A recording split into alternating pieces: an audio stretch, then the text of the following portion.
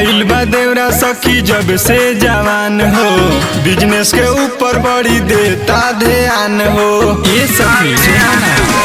भइल बा देवरा सखी जब से जवान हो, बिजनेस के ऊपर बड़ी देता ध्यान हो। तो बिजनेस के दम पे आगे बढ़ता,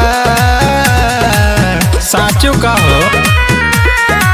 ढोड़ी के बगल में देवरा गैरेज खोलता, ढोड़ी के बगल में देवरा गैरेज खोलता, ढोड़ी के बगल में देवरा गैरेज खोलता।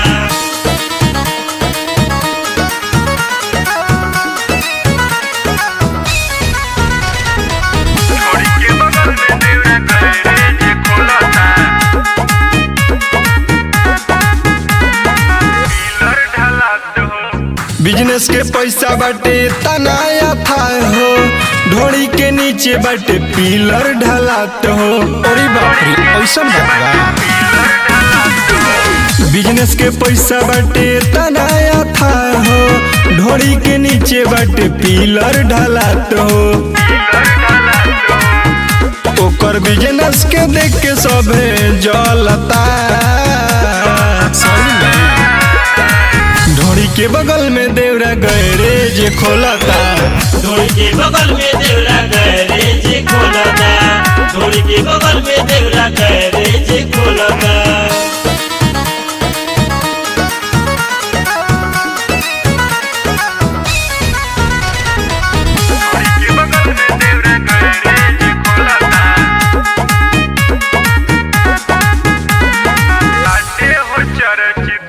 ढोड़ी के बिजनेस में बाटे हो परिचित, मीडिया पर देवर हमार बाटे हो चर्चित। सही बात बा। ढोड़ी के बिजनेस में बाटे हो परिचित, मीडिया पर देवर हमार बाटे हो चर्चित। भरा लाखों में डील देखो करता, ढोड़ी के बगल में देवरा गैरेज खोलता, ढोड़ी के बगल में देवरा गैरेज खोलता, ढोड़ी के बगल में देवरा गैरेज खोलता।